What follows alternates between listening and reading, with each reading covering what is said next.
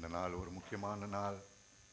குருத்தோலை ஞாயிறு என்று அழைக்கப்படும் இன்றைக்கு நம்முடைய சனிக்கிழமையில் வைத்திருக்கிறபடினால குருத்தோலை ஆராதனை என்று சொல்லி கர்த்தர் நமக்கு இந்த பாக்கியத்தை கொடுத்திருக்கிறார்.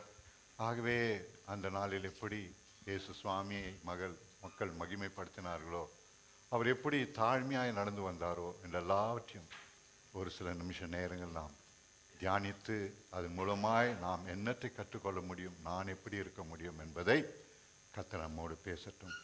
அவரை நோக்கி பார்ப்போம். பேசும் பேசும் ஜெபம் செய்யும் போது ஆண்டவா பிரியமானதை இப்போ காட்டும் செய்ய ஆயத்தம். பேசும் என் ஜீவிய காலமெல்லாம் நான் உம்மையை பின்பற்றுவேன். என் ஜீவிய நாட்களெல்லாம் நீ சென்ற பாதையே செல்வேன். ஆசித்து தாரேன் எனதெல்லாம். அப்பனே விண்ணப்பம் கேட்டிடும். ஆசித்து தாரேன் எனதெல்லாம். அப்பனே விண்ணப்பம் கேட்டிடும். பேசும் பேசும் ஜெபம் செய்யும் போது ஆண்டவா பிரியமானதை இப்போ காட்டும் செய்ய ஆயத்தம். பாவிக்கு உமதன்பை என் அடையால் காட்ட செய்யும். பாவிக்கு உமதன்பை என் அடையால் காட்ட செய்யும். கல்வாரி ஆவியால் உள்ளத்தை பொருள் வெல்ல அபிஷேகியும். கல்வாரி ஆவியால் உள்ளத்தை பொருள் வெல்ல அபிஷேகியும். பேசும் பேசும் ஜெபம் செய்யும் போது ஆண்டவா பிரியமானதை இப்போ காட்டும் செய்ய ஆயத்தம். அன்புடைய இயேசு சுவாமி, இந்த நேரத்தில் கூட எங்களோடு பேசும் ஐயா. ஜெபம் செய்தாலும் பரவாயில்ல, பிரசங்கத்தின் நேரமாக இருந்தாலும் பரவாயில்ல, வேதத்தை வாசிக்கும் பொழுது இருந்தாலும் பரவாயில்ல, எந்த நேரமும் எங்களோடு நீ பேசுகிற தேவன், எங்களோடு பேச நீ விரும்புகிறவர் என்பதற்காக நாங்கள் உமக்கு நன்றி செலுத்துகிறோம். இந்த நாளிலும் உம்முடைய அந்த அருமையான குருத்தோலை ஆண்டவரே, அந்த ஆராதனையை, அந்த பண்டிகையை எப்படி ஜனங்கள் ஆசிரித்தார்கள் என்பதை நாங்கள் தியானிக்கும் பொழுது எங்களோடு பேசி எங்களை பலப்படுத்தி எங்களை ஆசீர்வதித்து இந்த நாளில் இது ஒரு ஆசீர்வாதத்தை கொட்டளையிட்டு அங்கே வந்திருந்த மக்கள் எல்லாம் ஆசீர்வதிக்கப்பட்டவர்களாக இருந்தார்களேப்பா, உம்மால் தொடப்பட்டவர்களாக இருந்தார்களே, அப்படிப்பட்ட ஆசீர்வாதத்தோடு நாங்கள் கடந்து செல்ல கிருபை செய்யும்படி நாங்கள் ஜெபிக்கிறோம். ஜீவனுள்ள இயேசு கிறிஸ்துவின் மூலம் ஜெபிக்கிறோம் நல்ல பிதாவே. ஆமேன் ஆமேன் ஆமேன். இன்றைக்கு உட்காருவோம். இன்றைக்கு நாம் வாசித்த 21ஆம் அதிகாரம் மத்திய சுவிசேஷத்தில் தான் இந்த செய்தி இருப்பது. 1லிருந்து 17 வசனங்களை வாசித்தோம்.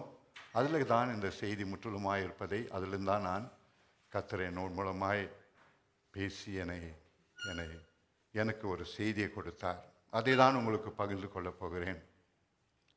குருத்தோலை ஆராதனை என்பது மிக முக்கியமான ஒரு கிறிஸ்தவர்களுக்கு ஒரு முக்கியமான ஒரு நாள், முக்கியமான ஒரு பண்டிகை என்று சொல்லலாம். இன்றைக்கு ஒருவேளை இன்றைக்கு சனிக்கிழமை நாம் இதை கொண்டாடுகிறோம். இன்னும் சனிக்கிழமை இந்த ஊரில் யாரெல்லாம் சபை இருக்கிறதோ அவைகளெல்லாம் இன்றைக்கு இதை அனுசரிப்பார்கள். ஆனால் உலகம் முழுவதும் பார்க்கும் பொழுது இந்த ஞாயிறு ஒரு முக்கியமான நாள். பாம் சண்டே அல்லாவிட்டால் குருத்தோலை ஞாயிறு என்று அழைக்கப்படும் ஒரு நாள். இந்த நாள் எல்லாருக்கும் ஒரு முக்கியமான நாள். எல்லாரும் ஆலயத்துக்கு கூடி வந்து உலகம் எங்கும் கர்த்தரை தியானிக்கும் ஒரு நாளாக இருக்குது. இந்த நாளில் கர்த்தர் நமக்கும் இந்த வாக்கியத்தை கொடுத்திருக்கிறார்.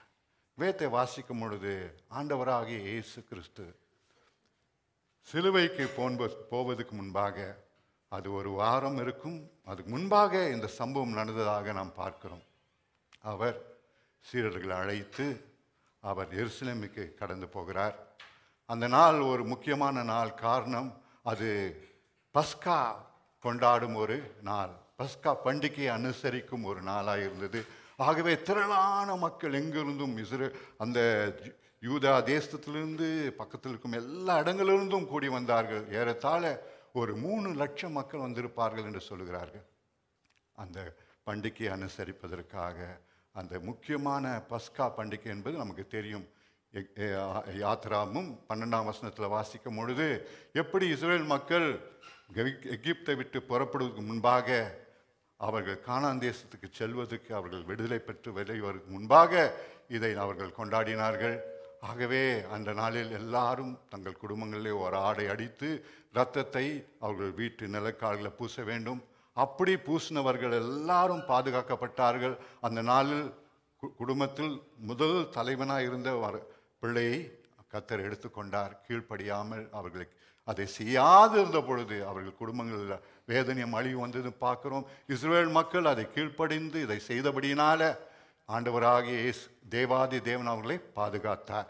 அதே எகிப்தில் பயங்கர அழிவு வந்தது. அந்த அழிவை கொண்டுதான் அவர்கள் விடுதலை அனுப்பினார்கள். போகலாம், நீங்களோடு இனி நிற்க வேண்டாம், எங்களுக்கு போதும், எங்களுக்கு இந்த பிரச்சனை, எங்களுக்கு கஷ்டப்பட்டுட்டோம் என்று சொல்லி அவர்களை விடுதலை செய்து அனுப்பதனாக பார்க்கிறோம். அந்த நாள் என்ன குறிக்கிறது? இனி வரப்போகிற நாளில் ஆண்டவராக இயேசு கிறிஸ்து நமக்காக தம் சொந்த இரத்தத்தை சிந்தி நம்மை மீட்டெடுக்கும் பொழுது நாம் பாதுகாக்கப்படுகிறோம். பாவத்திலிருந்து, அழிவிலிருந்து, நித்திய அழிவிலிருந்து பாதுகாக்கப்படுவதற்கு இயேசு கிறிஸ்து ரத்தம் ஆட்டுக்குட்டியாக பஸ்கா, ஆண்டவராக இயேசு கிறிஸ்து பஸ்கா ஆட்டுக்குட்டியாக இயேசு கிறிஸ்து தம் ரத்தத்தை சிந்த வேண்டியது அவசியம் என்பதை தேவாதி தேவன் மோசே மூலம் வெளிப்படுத்தினதை ஒரு ஷேடோவாக, அல்லாவிட்ட நிழலாக, ஒரு முன்னோடியாக அங்கே இவர்கள் அனுசரித்தார்கள். அதை தொடர்ந்து ஒவ்வொரு வருஷமும் இதை செய்ய வேண்டும் என்று தேவன் மோசை கட்டளையிட்டபடினால இஸ்ரேல் மக்கள் ஒவ்வொரு வருஷமும் பஸ்கா பண்டிகையை கொண்டாடுவார்கள். இப்போது எல்லாரும் எருசலேமுக்கு சென்று அங்கே கூடி உட்கார்ந்து சாப்பிட்டு எல்லாரும் ஒரு லவ் ஃபீஸ் மாதிரி வச்சு தேவன் செய்த நன்மையை நினைத்து பார்த்து எப்படி கர்த்தர் விடுதலை செய்தார், எப்படி கர்த்தர் வனாந்தரத்தில் அவர் நடத்தி வந்தார் என்றெல்லாம் சொல்லி அவர்கள் ஆண்டவரை துதிப்பார்களாம். அந்த நாளில் தான் எல்லாரும் புறப்பட்டு போகும் பொழுது இயேசு கிறிஸ்துவும் கூட அவர் சந்தீர்களோடு புறப்பட்டு போகிறார். போகும்பொழுது தானே அவர் எருசலேமுக்கு அருகிலே வரும் பொழுது வேதம் சொல்கிறது, 2 சீடர்களை அனுப்பி அங்கே சென்று இந்த இடத்துக்கு நீங்கள் போவீங்க என்றால் அங்கே ஒரு கழுதை குட்டியும் இருக்கும், அதை அவிழ்த்து விட்டு எங்கள் இடத்தில் கொண்டு வாருங்கள் என்று சொல்லி அனுப்புகிறார். அப்பொழுது யாராவது ஒருவர் இந்த கழுதை குட்டி அவசியம் என்று கேட்டால், இது யாருக்கு இது அவசியம், இது எப்படி உங்களுக்கு யார் கேட்டால் என்று கேட்டால், என் தேவனாகிய கர்த்தர் அதை நம்முடைய போதகர் அதை கொண்டு வர சொன்னார் என்று சொல்லுங்கள். எதுக்கு எடுத்துகிட்டு போகிறீங்கன்னு கேட்டால் அது பதில் கொடுங்கள். அப்போ அவர்களை விட்டு விடுவார்கள், அதை அழுத்து விடுவார்கள் என்று சொல்லி ஆண்டவர் அனுப்புவதாக பார்க்கிறோம். இந்த இடத்துல முக்கியமான ஒரு காரியம் என்னவென்றால், இது இட்ஸ் நோன் அஸ் ட்ரையம்ஃபல் என்ட்ரி. இதை ஆங்கிலத்தில் சொல்லுவாங்க, இந்த இயேசு கிறிஸ்து சென்ற அந்த பவனி, அந்த எருசலேமுக்குள் நுழைந்து அவர் போகும் ஒரு காரியத்தை ட்ரையம்ஃபல் என்ட்ரி, அல்லவற்றால் வெற்றிகரமான ஒரு கூட்டம், வெற்றிகரமான ஒரு அனுசரிப்பு, வெற்றிகரமான ஒரு உள்ளத்தில் அவர் ஜெருசலேமுக்குள் நுழையும் ஒரு காரியம் என்று சொல்வார்கள்.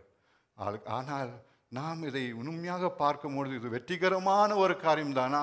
இயேசுவின் வாழ்க்கையில் இது ஒரு மிகுந்த வேதனையும் துக்கத்தையும் உண்டு பண்ணும் ஒரு காரியமாக இருந்தது. காரணம், இன்னும் சில நாட்களுக்குள் அவர் தன் ஜீவனை கொடுக்க வேண்டும், மக்களால் தூஷிக்கப்பட வேண்டும், அவர்கள் வேதனைப்படுத்த வேண்டும், அவர் முகத்தை காரி துப்புவார்கள், தள்ள முள்முடி சூட்டுவார்கள், அவள் மறிக்க வேண்டிய நேரம் வரும். ஆகவே இது துன்பம் நிறைந்த ஒரு நேரம் தான் இயேசு கிறிஸ்துக்கு. ஆகவே அதை வெற்றிகரமான நேரம் என்று சொல்வதற்கு ஆச்சரியமாக இருக்கிறது, ட்ரையம்ஃபல் என்ட்ரி. ஆனாலும் பிரியமானவர்களே, அது முடிவு எப்படி இருந்தது பார்த்தோன்னா, கட்டாயமாக இயேசு கிறிஸ்து சிலுவையில் தம் ஜீவனை கொடுத்து அவர் மரித்து அடக்கம் பண்ணப்பட்டு 3ஆம் நாள் உயிரோடு எழும்பின பொழுது எல்லா மகிமையோடு கனத்தோடு வெற்றிகரமாக எழும்பினார். மரணத்தை வென்றவராய் பாவத்தை ஜெயித்தவராய் மக்களுக்கு ரட்சிப்பை கொண்டு வருவராய் பிதாவின் வலது பார்த்து மகிமையில போய் விட்டிருந்தார் என்பதை பார்க்கிறோம். இன்றைக்கு கூட கொடா கொடி மக்கள் உலகமெங்கும் அவர் ராஜ்யத்திற்குள் சேர்க்கப்படுவதை நாம் பார்க்கிறோம். ஒரே ஒரு காரணம், அன்றைக்கு அவர் செய்த அந்த தியாகம் தான். ஆகவே அது ஒரு தோல்வியை போல காணப்பட்டது. அங்க சிலுவைக்கு போவது சீடர்களுக்கு ஒரு தோல்விதான் அது. ஐயோ, நீங்கள் மறிக்க போறீங்களா? நீங்கள் எங்களோடு இருந்து எங்களை எல்லாத்தையுமே சந்திப்போம், தெய்வம் மறிப்பதில்லை என்று எழுதப்பட்டிருக்கிறது பழைய ஏற்பாட்டில்.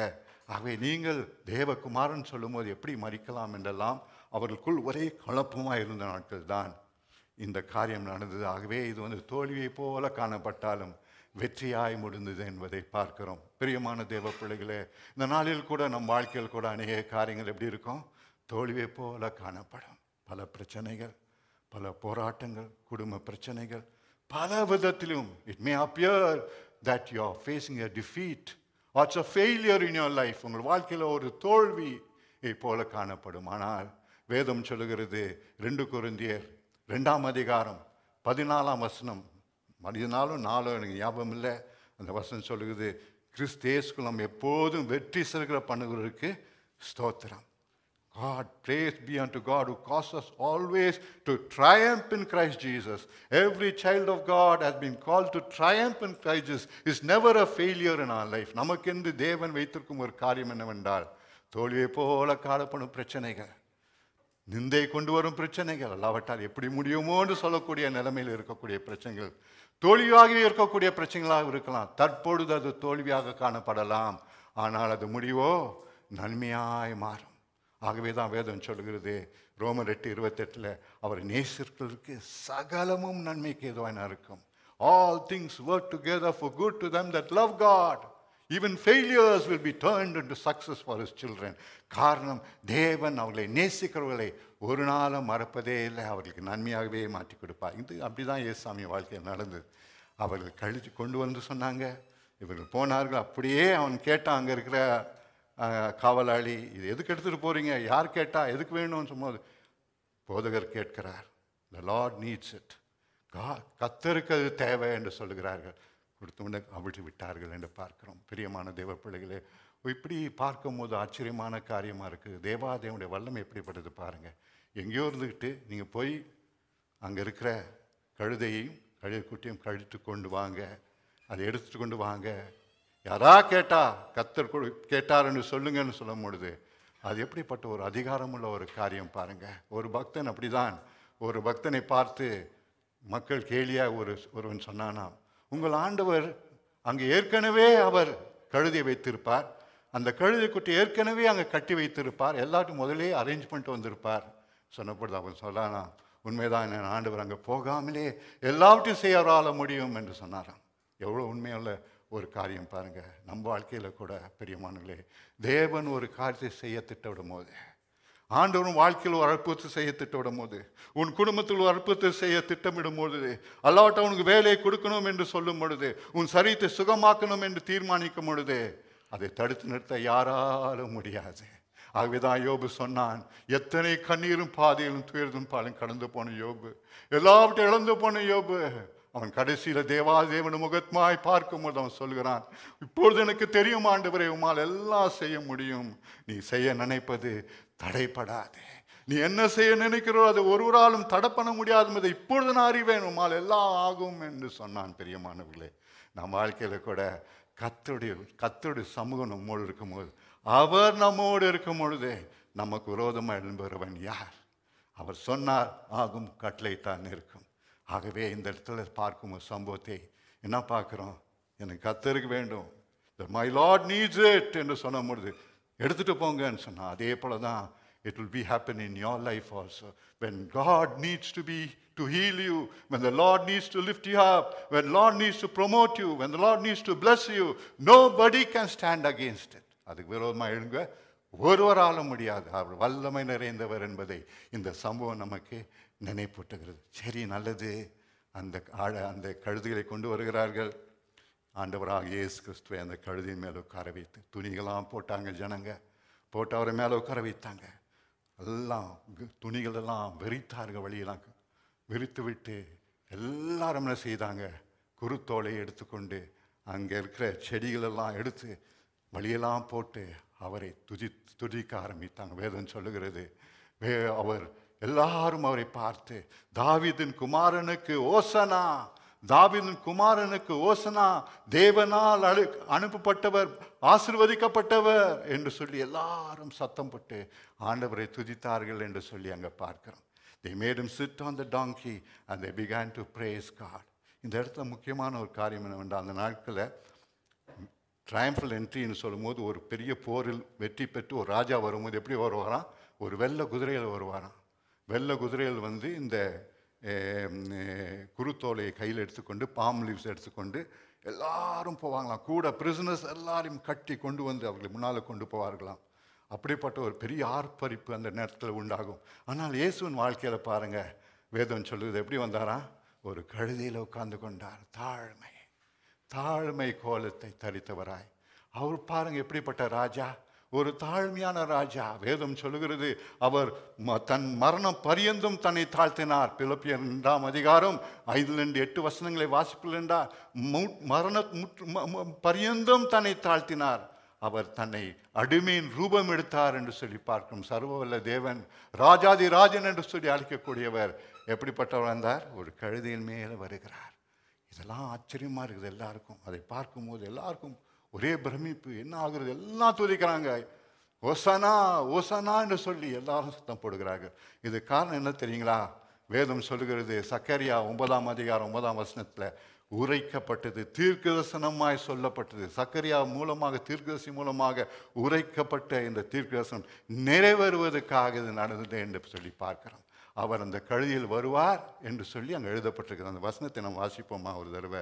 அருமையான வசனம். சக்கரியா 9:9 நான் வாசிக்கிறேன். சீயோன் குமாரத்தியே மிகவும் களி கூறி, எருசலேமின் குமாரத்தியே கம்பீரி, இதோ உன் ராஜா உன்னிடத்தில் வருகிறார். அவர் நீதி உள்ளவரும் ரட்சிக்கிறவரும் தாழ்மை உள்ளவரும் கழுதையின் மேலும் கழுதை குட்டியாகிய மரியின் மேலும் ஏறி வருகிறவராகவும் இருக்கிறார். பிரியமான தேவ பிள்ளைகளே, அங்கே எழுதப்பட்ட அதே சம்பவத்தை இங்கே நடப்பதாக நாம் பார்க்கிறோம். ஆகவே இந்த காரியம் ஏன் நடந்தது என்றால், தீர்க்கதரிசி உரைக்கப்பட்டது. இவர் மேசியா என்பதை மக்கள் கண்டு கொள்ள வேண்டும். மேசியா குறித்து வேதம் சொல்லப்பட்ட எல்லா தீர்க்கதரிசனம் நிறைவேற வேண்டும். ஆகவே இதில் ஒரு தீர்க்கதரிசனமாக எழுதப்பட்டது நிறைவேறும், மக்கள் அதை அறிய வேண்டும் என்று சொல்லிதான் அங்கே எழுதப்பட்டிருந்தது. அது அப்படியே நிறைவேறிற்று. எல்லாருக்கும் ஒரே ஆச்சரியம்தான். காரணம், மேசியா கழுதை குட்டியின் மேல் வருவார் என்று எழுதப்பட்டிருக்குன்னு சொல்லி எல்லாரும் அவரை ஆர்ப்பரிக்க ஆரம்பித்தார்கள். என்ன சொன்னாங்க? தாவீதின் குமாரனுக்கு ஓசனா, தாவீதின் குமாரனுக்கு ஓசனா. கர்த்தருடைய வசனத்தை நீங்கள் வாசிப்பீர்கள் என்றால், ஒவ்வொரு காரியமும் எழுதப்பட்ட எல்லாம் 100% திட்டம் துல்லியமாய் நிறைவேறுவதை பார்க்கிறோம்.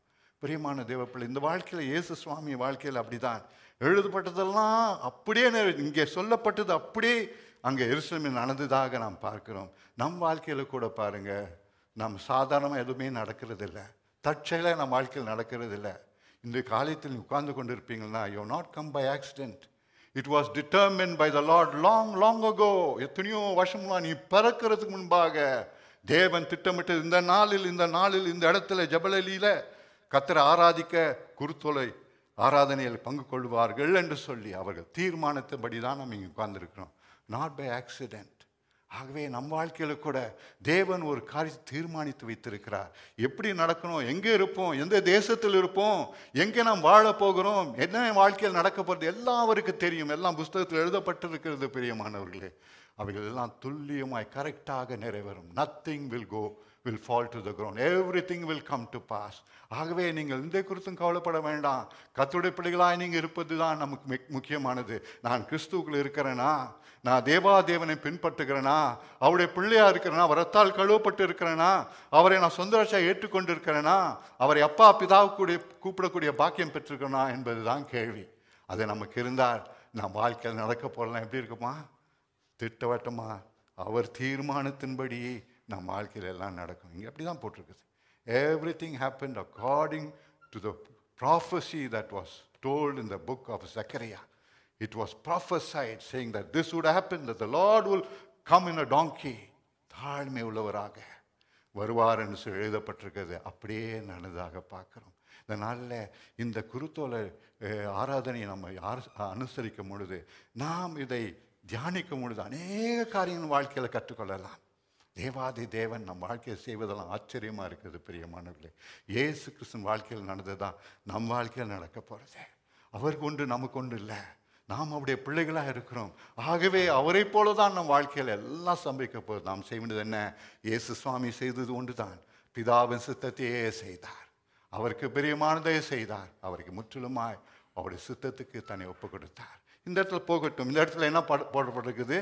ஓசனா ஓசனா என்று சொல்லி எல்லாரும் அர்ப்பணித்தார்கள். ஓசனாவுக்கு அர்த்தம் என்னென்றால், எங்களை ரட்சியும், எங்களை இப்பொழுது ரட்சியும், சேவஸ் நவ், சேவஸ் நவ், எங்களை இப்பொழுது ரட்சியும் என்று சொல்லி ஜனங்கள் சத்தமிட்டு கூப்பிட்டார்களாம். காரணம், அவர் நம்பினது என்ன தெரியுங்களா? மேசியா வருவார், வந்து நம்மை இந்த ரோம அரசாங்கத்து அடிமைத்தனத்திலிருந்து நம்மை விடுவிப்பார், அவர் வந்து ராஜாவை உட்காருவார், ஆகவே அவருடைய ராஜ்யத்தில் நாம் இருப்போம் என்று சொல்லி அவர்கள் நம்பினார்கள். ஆகவே டெலிவரஸ், சேவர்ஸ் என்று சொல்லி சத்தமிட்டார்கள்.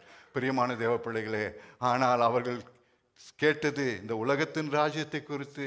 அவர்களை ரோம ராஜ்யத்திலிருந்து அவங்களை விடுதலை செய்ய வேண்டும். இயேசு சுவாமி வந்து, அவர்களை மேசியா வந்து ராஜ்யத்தை கீழே தள்ளி அவர் ராஜாவா உட்காருவார் என்றெல்லாம் எதிர்பார்த்தாங்க. அதுதான் அவங்களுடைய அர்த்தம், சால்வேஷன், சேவர்ஸ்ன்னு சொன்னதுக்கு. ஆனால் இது ஒரு முன்னோடியாய் நமக்கு கொடுக்கப்பட்ட ஒரு காரியம் என்னவென்றால், ஆண்டவராக இயேசு நமக்காக இரட்சகராய் வருவார், தம் ஜீவனை நமக்காக கொடுப்பார், நமக்கு மீட்பு உண்டு என்பதை நிரூபிப்பதற்காக இந்த சம்பவம் நடந்தது என்று பார்க்கிறோம். எல்லாரும் சேவாஸ் சேவாஸ் என்று சொல்ல முடியுது. வேதத்தை நீங்கள் வாசித்து பாருங்கள். ஆண்டவராகிய தேவன் தம் தூதனை யோசேப்புக்கு அனுப்புகிறார். மத்தேயு சுவிசேஷம் 1ஆம் அதிகாரம் 21ஆம் வசனத்தில் பார்க்கிறோம். அவள் ஒரு குமாரனை பெறுவாள், நீர் அவருக்கு இயேசு என்று பெயர் விடுவாயாக.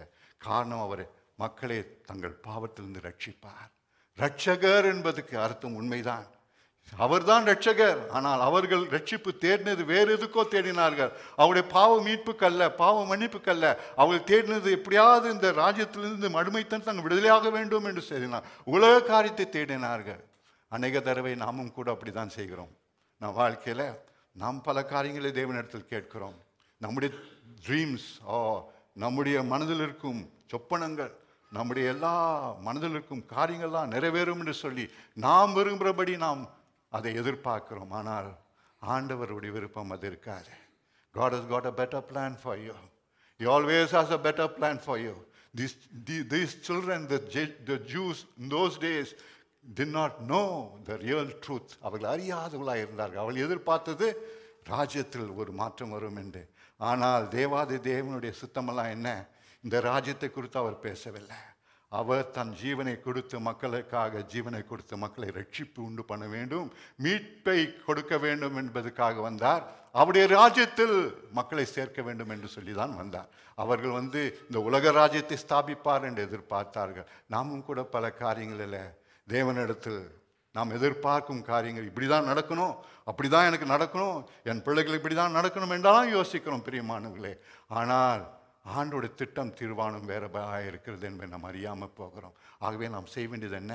ஆண்டவர் சமூகத்தில் சென்று, ஆண்டவரே உம்முடைய சித்தத்தை நான் ஒப்புடுகிறேன்ப்பா, என் வாழ்க்கையில் இதை கேட்கிறேன், அதை தாரும் என்று கேட்கிறேன், பிள்ளைகளுக்கு தாரும் என்று கேட்கிறேன், என் வேலை இது நடக்க வேண்டும் என்று கேட்கிறேன், பல காரியங்களை நான் எதிர்பார்க்கிறேன். ஆனாலும் சுவாமி உம்முடைய சித்தத்துக்கு அதை ஒப்பு கொடுக்கிறேன், நீ என்ன தீர்மானிக்கிறோ அதை செய்ய வேண்டும் என்று சொல்லி கேட்பது மிக அவசியமாக இருக்கிறது. இதை தான் ஜனங்கள் அறியாமல் போனார். ஆனால் கர்த்தரோ என்ன செய்தார்? நம் ரட்சிப்புக்காக அவர் இரட்சகராய் நமக்கு மாறினார். பிரியமானவர்களை, ரட்சிப்பு என்னும் போது ஒரு சாதாரண காரியம் அல்ல, அது அநேக காரியங்களை கொண்டதாக தான் இருக்குது. Salvation is not just salvation of soul. நம்முடைய ஆத்மாவை ரட்சிப்பது, நம்ம பாவத்தின் ரட்சிப்பது மாற்றம் இல்லை. ரட்சிப்பு ஆவி ஆத்மா சரீரத்தை கொண்டதாக இருக்கிறது. நாம் ஆவி ஆத்மா சரீரத்தில் ஆசீர்வதிக்கப்பட்டவர்களாக, ரட்சிக்கப்பட்டவர்களாக, குடும்ப வாழ்க்கையில் ரட்சிப்பு, பிள்ளைகள் வாழ்க்கையில் ரட்சிப்பு, நம்முடைய ஊதியத்தில், நம்முடைய வேலை ஸ்தலத்தில் எல்லாவற்றிலும் ஆசீர்வதிக்கப்பட்டவர்களாக, ரட்சிக்கப்பட்டவர்களாக காணப்பட வேண்டும் என்று தான் தேவனுடைய விருப்பம். That is salvation. Salvation is, it's a total of, when you take totality of the man, மனுஷனை முழுமையாக எடுக்கும் பொழுது, ஹோல்னஸ் ஆஃப் அ மேன் என்று சொல்லி வரும்பொழுது தான் அதுதான் ரட்சிப்பு பிரியமானவர்களே. ஆகவே பாவ மன்னிப்பு தான் ரட்சிப்பு யோசிக்காதீங்க. நமக்கு ரட்சகர் எப்படிப்பட்டவராக வந்திருக்கிறார்? நாம் பாவத்தை கழுவி நம்ம மீட்டெடுத்து தம் பிள்ளைகளாய் மாற்றுவது மாற்றம் இல்லை, நம்முடைய அனுதின தேவையை சந்திக்கிறவராக, நாம் குடும்ப வாழ்க்கை ஆசீர்வதிக்கிறவராக, பிள்ளைகள் ஆசீர்வதிக்கிறவராக அவர் காணப்படும் ஒரு தெய்வமாய் நமக்கு இருக்கிறார். ஆகவே இந்த ரட்சிப்பின் தேவனுக்கு நாம் நன்றி செலுத்துவோம். அதை அவர் அறியாமல் போனார்கள். ஆனால் நமக்கோ இந்த நாளில் உட்கார்ந்து கொண்டிருக்கும் நமக்கு எத்தனை பாக்கியம் பாருங்க. அவர்கள் கத்தினது வேற ராஜ்யத்துக்காக ரட்சியும் என்று கேட்டால், அந்த உண்மையான ரட்சிப்பு யாருக்கு உண்டாயிட்டு தெரியுங்களா? உங்களுக்கும் நமக்கும் தான் அந்த பாக்கியத்தை பெற்றிருக்கிறோம். இன்றைக்கு சுவாமி தம் ரத்த சிந்தனபடினால நாம் பாவம் கழுவப்பட்டவளாக மிகுந்த மகிழ்ச்சியோடு இருக்கிறோம். பிரியமானவர்களே, அவர் கொடுக்கும் சமாதானத்துக்கு அளவே கிடையாது. The joy that God gives is not dependent on your circumstances. No, never. Not on your salary, not on your income, not on your status. No, not at all. It depends entirely on the spiritual and the supernatural peace that He gives us comes only from the cross. சிலுவையிலிருந்து நமக்கு வந்த ரட்சிப்பு. இப்படிப்பட்ட பாக்கியம் பெற்ற மக்கள் நாம் பாக்கியவான்கள். We are blessed people because we have been saved, we have been washed, we are all the time filled with peace and joy. நமக்கு ரட்சிப்பு இருக்கிறது, நித்திய ஜீவன் இருக்கிறது. அது மாற்ற இந்த உலகத்தில் தானே தேவாதி தேவன் தம் தகப்பனாய் நம்மோடு இருக்கிறார். இந்த பாக்கியம் எத்தனை பெருசு! இந்த நாளிலே இந்த குருத்தோலை ஆராதனையில் இதை நான் முக்கியப்படுத்தி ஆண்டவருக்கு நன்றி செலுத்துவேன். எங்களை ரட்சியும் என்று கேட்டது, ஓசனான்னு சொன்னது நமக்கு தான் உண்மையான ஓசனா. இந்த நாள் நாம் பாடணுமே ஓசனா ஓசனா என்று. அதுதான் உண்மையான பாடல். காரணம், நாம தான் அதை அனுபவிக்கிறோம். நாம் தான் அந்த சந்தோஷத்தை ரட்சிப்பை இந்த நாளில் அனுபவித்திருக்கிறோம். அவருக்கு ஸ்தோத்திரம் சொன்னுவோம். பிரியமானவர்களே, அப்படியாக முடிந்து விட்டது. என்ன செய்கிறாங்க? எல்லாரும் பிள்ளைங்கள்லாம் ஸ்தோத்திரம் பண்ணுகிறாங்க, எல்லாரும் ஆண்டவர் துதிக்கிறாங்க. வேதம் சொல்றது, the multitudes of his disciples began to praise. அவங்க கூட வந்ததெல்லாம் அவருடைய அநேக தேவ பக்தி உள்ள பிள்ளைகள், தேவனுக்கு பயந்து அவர் பின்னால சீரலாய் வந்த மக்கள். அவர்களெல்லாம் என்ன செஞ்சாங்களாம்? ஆண்டவரை துதிக்கவும் ஆராதிக்கவும் ஸ்தோத்திர போனவும் மிகுந்த பலத்த சத்தத்தோடு துதித்தார்கள் என்று சொல்லி வேதத்தில் பார்க்கிறோம். 19ஆம் அதிகாரம் லூக்கான் சுவிசேஷம் 37ஆம் வசனம் சொல்லுது, அவள் கண்ட நன்மைகள், அவள் கண்ட அதிசயங்களை கண்டு தேவனை துதித்தார். கொஞ்ச நாளுக்கு முன்னால தான் பாருங்க, அவர் என்ன செய்தார்? மரித்து போன லாசருவை உயிரோடு எழுப்பினார்.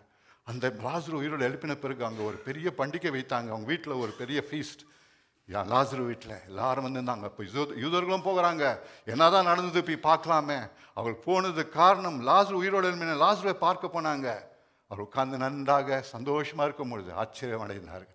அவங்களாம் என்ன செஞ்சாங்க? தேவனை துதித்தார்கள். பிகாஸ் ஆஃப் வாட் தே சா. பெரியமானவர்களே, துதிப்பது எத்தனை மிக முக்கியமானது. இங்கே பார்க்கிறோம், எல்லாரும் சீடர்கள் சொல்லித்தாரு. பிள்ளைகள்லாம் கூட துதிக்க ஆரம்பிச்சாங்களாம். சொல்கிறாங்க, பிள்ளைங்கள்லாம் ஓசனா சத்தம் போட்டாங்க. அதுக்கு அங்கேருந்து எல்லாரும் அதட்டினாங்க. என்ன சொன்னாங்க? வீணா சத்தம் போடுகிறார்களே. அப்போ இயேசு சுவாமி என்ன சொன்னா தெரியுங்களா?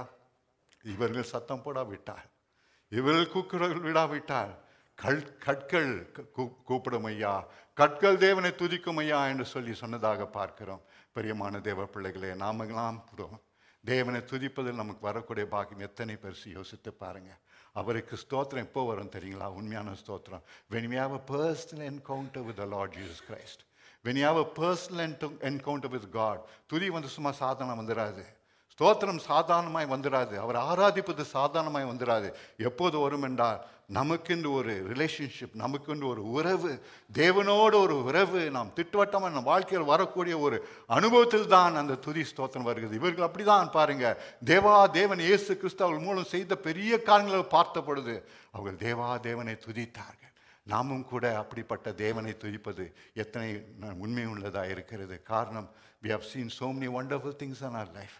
நம் வாழ்க்கை எத்தனை நன்மைகளை பார்த்துருக்கிறோம். ரட்சிப்பு, சுகம், ஆரோக்கியம், ஆசீர்வாதங்கள், சமாதானம், சந்தோஷம், இதெல்லாம் நினைக்கும் பொழுது நாம் ஸ்தோத்திரித்து கொண்டே இருக்கணும். அந்த பிள்ளைகள்லாம் சத்தமிட்டு ஆண்டவர் ஸ்தோத்திரம் பண்ணும் பொழுது அவளை அதட்டினார்கள். அப்போ ஆண்டவர் சொன்னார், இந்த வேத வசனம் சங்கீதத்தில் 8ஆம் அதிகாரம் 2ஆம் வசனத்தில் எழுதப்பட்டது நீங்கள் வாசிக்கவில்லையா? வாழைகள் வாயிலிருந்தும் குழந்தைகள் வாயிலிருந்தும் ஸ்தோத்திரம் வல்லமை, ஸ்தோத்திர பலனை ஏற்படுத்துவேன் என்று சொல்லுது. நீங்கள் படிக்கவில்லையான்னு கேட்பதாக பார்க்கிறோம். இதே வசனத்தை நாம் இங்கிலீஷ் இந்த புதிய ஏற்பாட்டில் வாசிக்கும் சொல்லப்பட்டிருக்குது, பிள்ளைகளின் வாயிலிருந்து பாலின் வாயிலிருந்து ஸ்தோத்திர துதியை, ஸ்தோத்திர பலி, ஸ்தோத்திரத்தை கர்த்தர் ஏற்படுத்தினார் என்பதை உங்களுக்கு தெரியாதா என்று சொல்வதாக பார்க்கிறோம். பிரியமா, தேர் he said பலன், இங்கே வந்து துதி என்று சொல்லி அழைக்கப்பட்டிருக்கு. ஸ்தோத்திர துதி, துதி. தேர் இட் வாஸ் செட், வாயிலிருந்து தேவ பலன் வரும் என்று எழுதப்பட்டிருக்கிறது. இங்கே வந்து துதி சொல்லுவார்கள் எழுதப்பட்டிருக்கிறது என்று சொல்லி புதிய ஏற்பாட்டில் பார்க்கிறோம். பலன், துதி, பலன், துதி. நாம் துதிக்கும் பொழுது நமக்கு வருவதெல்லாம் தேவ பலன். தேவ பலன் நமக்கு வருகிறது தான். Every time we begin to praise God, we are strengthened from above. That is why we must praise God. தேவனை எதுக்கு துதிக்க வேண்டும்? நாம் சோர்ந்து போயிருக்கும் பொழுது, மனத்தளர்ந்து இருக்கும் பொழுது, வேதனையோடு இருக்கும் பொழுது, இப்படி நடக்குமோ என்று கவலையாக இருக்கும்போது நம்ம என்ன செய்யணுமா? அங்கே உட்காந்துட்டு நம்ம ஒன்று போட அழுவதற்கு பயனில்லை, உட்காந்து சத்தம் போடுவதற்கு பயனில்லை. நம்ம செய்வோம், ஆண்டவரை ஸ்தோத்திரம் பண்ணுவோம். ஆண்டவரே, இப்படி வேதவசனம் இப்படி சொல்லுகிறது, நீ எத்தனை வல்லமை நிறைந்தவர், எத்தனை பராக்கிரம் உள்ளவர், என்னை ரட்சித்ததுக்காக ஸ்தோத்திரம், என் பாவத்தை கழுதுக்காக ஸ்தோத்திரம், நீ நல்லவரப்பா என்று சொல்லி அவரை மகிமைப்படுத்தி ஸ்தோத்திரம் பண்ணும்பொழுது ஒரு தெய்வீக பலன் நம்ம உள்ளத்தை வந்து நிரப்போம் பிரியமானவர்களே. ஆகவே தான் ஆண்டவர் சொன்னார், தேவ பலன் சொன்னார். அது மாத்திரம் இல்லை, இன்னொரு காரியத்தை முக்கியமாக சொல்கிறார்.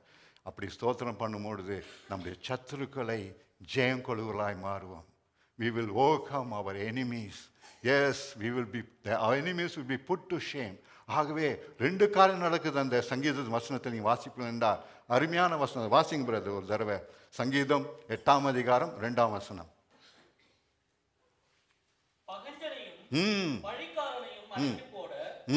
தேவரீர் உம்முடைய சத்துருக்களின் நிமித்தம் குழந்தைகள் பாலகர் வாயினால் பலன் உண்டு பண்ணினீர். எதற்கா? சத்ருவை ஜெயிப்பதற்கு. When you begin to praise God, you receive strength from above on one hand. On the other hand, your enemy will be put to shame. Your enemy will be put to shame. You will overcome your enemies. அதுக்கு தான் ஸ்தோத்திரம் மிக முக்கியம். இங்கே பார்க்கிறோம். ஆகவே தான் ஆண்டவர் சொன்னார், நீங்கள் ஸ்தோத்திரம் பண்ணலாம் என்னப்பா, குழந்தைங்க துதிக்கட்டும், குழந்தைகள் தேவனை துதிக்கட்டும், இதுதான் ஸ்தோத்திரத்தின் வல்லமை என்று சொன்ன பொழுது எல்லாரும் ஆச்சரியம் அடைந்தார்கள். பிரியமான அப்படியே ஸ்தோத்திரித்து என்ன செஞ்சாங்களாம்? அவர்கள் ஒரு ஆலயத்துக்குள் போகிறாங்க, தேவாலயத்துக்குள் பிரவேசிக்கிறாங்க. ஆண்டவர் துதித்துக்கொண்டே என்ன பண்ணுகிறாங்க? தேவாலயத்துக்குள் பிரவேசிக்கிறாங்க. அங்கே போனாக்கா ஒரே குழப்பம். அங்கே எல்லாரும் என்ன செய்கிறாங்க? ஆலயத்தை கரைப்படுத்தி அங்கே புறாக்களை விற்பது, அங்கே பணத்தை மாற்றி கொண்டு இருப்பது, அங்கே ஏலம் போடுவது, இப்படியெல்லாம் அவர்கள் அந்த இடத்தை அசிங்கப்படுத்தி வைத்திருந்தார். இயேசு சுவாமி உள்ளம் வேதனைப்பட்டது. ஆலயத்துக்குள் நுழைந்தவன் சொல்றார், எல்லாத்தையும் தூக்கி எரிஞ்சார், எல்லாம் தூக்கி போட்டார். அங்கிருந்து எல்லாரையும் வெளியே விரட்டினார். சொன்னார், இது என் வீடு, ஜெப வீடு என்று எழுதப்பட்டிருக்கிறது, அதை கல்லர் கோயாய் மாற்றினீர்களே என்று சொல்லி அங்கே சொல்வதாக பார்க்கிறோம். பிரியமான தேவ பிள்ளைகளே, தேவ வீடு, ஜெப வீடு. When you come to the house of God, you must know you're coming to a place where God is listening to your prayers. உங்கள் ஜெபத்தை கேட்கும் இடத்திற்கு நீங்களும் நானும் வருகிறோம் என்பதை நாம் மறந்து போகக்கூடாது. ஆகவே தான் பயபக்தியோடு வரணும், தூய்மையோடு வரணும், ஜெபத்தோடு வரணும். பிள்ளைகளை உட்கார வேண்டிய இடத்துல உட்கார வைக்கணும். சும்மா பிள்ளைகளை இங்கேயும் ஓட விடக்கூடாது. This is the temple of God. Where the presence of God is there, we have to be very careful. பழைய ஏற்பாட்டில் இப்படிப்பட்ட ஒரு சம்பவத்தை பார்க்கிறோம். இயேசு சுவாமி கண்டிப்பாக இருந்திருப்பார் என்றால் இப்பொழுது தம் ரத்தம் சிந்தப்பட்ட பிறகு இன்னும் எவ்வளோ கண்டிப்பாக இருப்பார். யோசித்து பாருங்க. சபையை வந்து ஜாக்கிரதையாக இருக்கணும். சபைக்கு வரும் பொழுது பயபக்தியோடு வாங்க, ஜெபத்தோடு வாங்க. சும்மா உட்காந்து அங்கேயும் பேசி கொண்டு இருக்கக்கூடாது. பிள்ளைகளை பத்திரமா உட்கார வைத்து அடித்து திரும்பி உட்கார வைக்கணும். பிள்ளைகளை இங்கேயும் ஓட விடக்கூடாது. நம்மளாம் அப்படி தான் வளர்ந்தோம். அப்படி செய்வது மிக முக்கியம். காரணம், it's a house of God. God is very very careful about this. அதுதான் சொன்னார், the zeal of the house has eaten me up.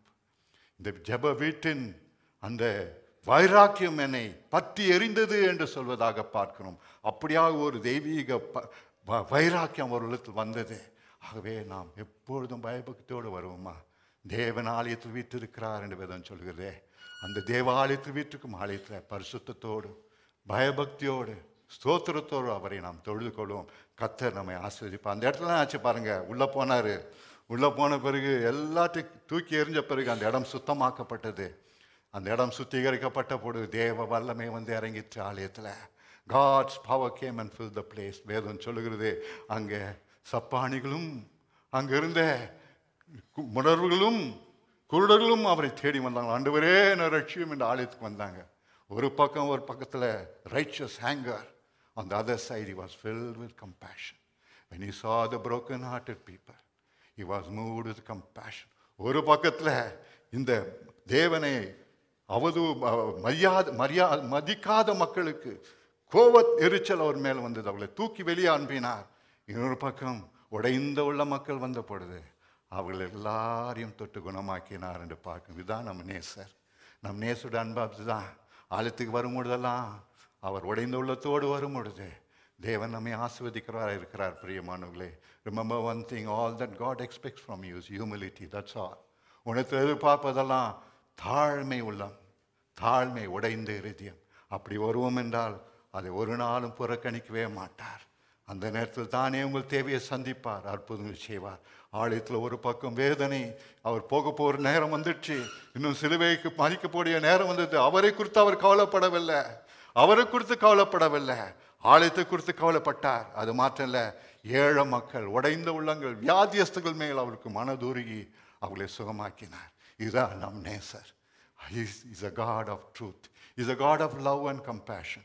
Therefore, whenever we come into the house of God, let us come with all brokenness and humility. He is there right here in the house to bless us. He is there right in this house to heal us. He is there in this house to meet your needs. இன்றைக்கு கூட நம் மத்தியில் இயேசு சுவாமி இருக்கிறார், ஆலயத்தில் இருக்கிறார். அவரை துதித்து பாடி இந்த இடத்தை பரிசுத்தமாக்கி இருக்கிறோம். ஆகவே நாம் இந்த இடத்தை விட்டு போறதுக்கு முன்பாக ஒவ்வொரு மக்களுடைய தேவையை சந்தித்து அனுப்ப போகிறார். பிரியமானவர்களே, இதுதான் குருத்தோலை ஆராதனை, அதுதான் குருத்தோலை ஆராதனை. நம் தேவன் நம்மை ரட்சிக்க வந்தார், நம் தேவன் நம்மை சுகமாக்க வந்தார், நம் தேவன் நம்மை எல்லா தேவையும் சந்திக்க வந்தார். நம் தேவன் தம்முடைய சந்தோஷத்தாலும் சமாதானத்தை அந்த உலகத்தில் வாழும் நாளெல்லாம் மன நிம்மதியோடு வாழ்வதற்கு, அவரை துதித்து கொண்டு அவர் ஆராதித்து கொண்டு வாழ்வதற்கு இயேசு கிறிஸ்து இந்த உலகத்தில் நமக்காய் வந்தார். ஆகவே இந்த நாளில், இந்த குருத்தோலை நாளில் தானே சுவாமி எடுத்து சொல்லுவோம், ஆண்டவரே உமக்கு ஸ்தோத்திரம், எங்களுக்காக நீ செய்த தியாகத்துக்கெல்லாம் ஸ்தோத்திரம் அப்பா. எங்களுக்கு ரட்சிப்பும், எங்கள் பிள்ளைகளுக்கும், எங்கள் குடும்பத்தாருக்கும், எங்கள் சபைக்கும் ரட்சிப்பை உண்டு பண்ணுவதற்கு, உலகத்துக்கே ரட்சிப்பை உண்டு பண்ணுவதற்கு ஜீவன் எங்களுக்காய் கொடுத்தரே, உமக்கு நன்றின்னு சொல்லி வரும் பொழுது கர்த்தருடைய ஆசீர்வாதம் நம்மளோடு இருக்கும். ஒரு நாள் உங்களை வைக்கப்படுத்தவே மாட்டார். அவர் வாழ்க்கையில் நடந்த சம்பவத்தெல்லாம் இன்னைக்கு தியானித்தோம். எப்படி அற்புதங்களை செய்கிறவர், அதிசயங்களை செய்கிறவர், உங்களுக்காகவும் எனக்காகவும் செய்கிறவர் என்பதை பார்த்தோம். ஆகவே இந்த நாளிலும் கூட விசுவாசத்தோடு வருவோமா, பயபக்தியோடு அவர் சமூகத்தில் வருவோமா, எப்பொழுதும் நன்றி செலுத்துங்க. நேரம் கிடைக்கும் போதெல்லாம் வீட்டில் ஸ்தோத்திரம் ஆண்டவரே, வேலைக்கு போகும்போதெல்லாம் வேலையில் நேரம் கிடச்சிதுன்னா ஏதாவது கொஞ்சம் ஃப்ரீ டைம் இருந்தால் என்ன செய்யுங்க, thank you Jesus, thank you Jesus, thank you Jesus சொல்லி கொண்டுருங்க. மக்களோடு பேசி கொண்டு இருக்க வேண்டாம், நேரத்தை வீணாக்க வேண்டாம். ஸ்தோத்திரம் ஸ்தோத்திரம் என்று எப்பொழுதெல்லாம் நேரம் கிடைக்குதோ அவருக்கு நன்றி செலுத்தி கொண்டே இருங்க. அது நமக்கு பலனாய் மாறும். பலன் மாற்றம் இல்லை, எந்த பிசாசும் எந்த சத்ரு நம்மை மேற்கொள்ள முடியாதபடிக்கு ஒரு தெய்வீக கிருபையை நமக்கு கட்டளையிடுவார். நம்ம எல்லாமே நினைப்போமா, இந்த நாளிலே ஆண்டவருக்கு நன்றி செலுத்துவோம். அந்த நாளில் அவர்கள் ஆண்டவரை எங்களை ரட்சியும் என்று கேட்டார்கள், ஓசனா என்று சொன்னார்கள். ஆனால் அந்த ரட்சிப்பின் மகிமை நமக்கு தான் உண்மையாய் மாறிட்டு. பெரியமானவர்களே, அவர்கள் ராஜ்யத்தை மாறுவதற்காக அவர்கள் கேட்டார், உலக ஆசீர்வாதத்துக்காக ரட்சிக்கப்பட வேண்டும் என்று கேட்டார்கள்.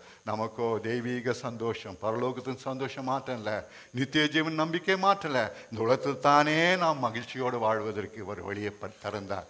அவரை துதிப்போமா, ஸ்தோத்திரம் பண்ணுவோமா. Thank you Jesus, thank you Lord. நன்றியோடு ஸ்தோத்திரம் பண்ணுங்க. கர்த்தரை ஸ்தோத்திரப்பட இந்த குருத்தோலை ஆராதனைக்காக நன்றி சுவாமின்னு சொல்லுவோமா. ஹalleluya, thank you Jesus, thank you Holy Spirit, thank you wonderful Father. நீ எத்தனை மகிமை நிறைந்தவர் அப்பா. தாழ்மையோடு ஆண்டவரே ஒரு கழுதையின் குட்டி மேலே வந்தீரப்பா.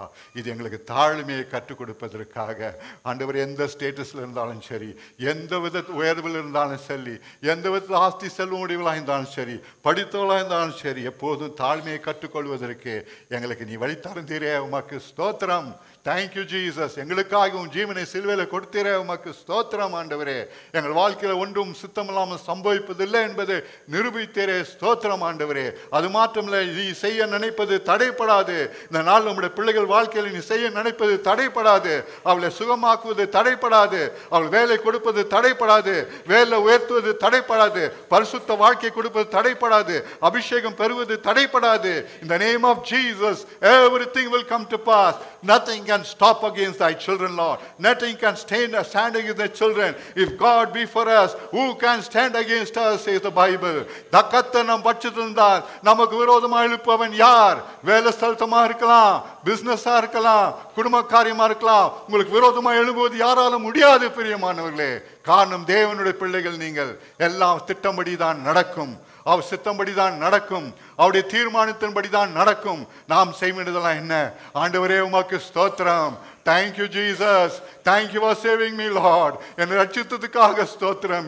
என்னை ரட்சியும் என்று அவர்கள் கேட்டார்கள். இன்றைக்கு நாம் சொல்ல போகிறோம், எங்களை ரட்சித்ததுக்காக ஸ்தோத்திரம், எங்களை ரட்சித்ததுக்காக ஸ்தோத்திரம். இந்த நாளில் ஒவ்வொரு பிள்ளைகளையும் நீ ரட்சித்ததுக்காக ஸ்தோத்திரம். Thank you, Lord. நன்றி இயேசு சுவாமி. உமக்கு கோடா கோடி நன்றி இயேசு சுவாமி. கோடா கோடி நன்றி இயேசு சுவாமி. எங்கள் பேரை ஜீவபுஸ்தகத்தில் எழுதுனதுக்காக ஸ்தோத்திரம் ஆண்டவரே. எங்களை ரத்தத்தால் எங்களை கழுவி எங்களை மீட்டுக் கொண்டதுக்காக ஸ்தோத்திரம் ஆண்டவரே. நித்திய சந்தோஷம் சமாதானம் உங்களுக்கு கொடுத்ததுக்காக ஸ்தோத்திரம் ஆண்டவரே.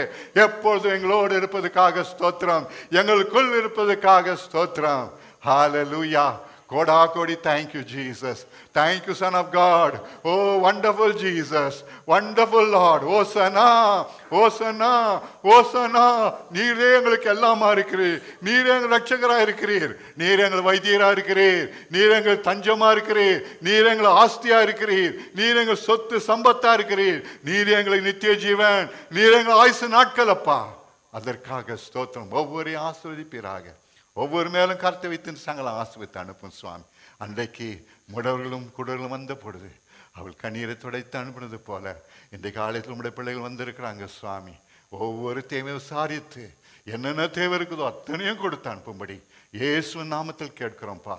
In the name of Jesus, let thy children receive their blessings in their mind, soul and body. In everything they do, let them go with the joy of salvation, Lord. Salvation covers the entire life, Lord. எல்லா காரியத்தும் அது எங்களுக்கு போதுமானதாய் ரட்சிப்பு இருக்கிறபடியால ஸ்தோத்திரம். கோடா கோடி நன்றி இயேசு சுவாமி. நன்றி இயேசு சுவாமி. ஆசீர்வதியும் ஆசீர்வதியும்.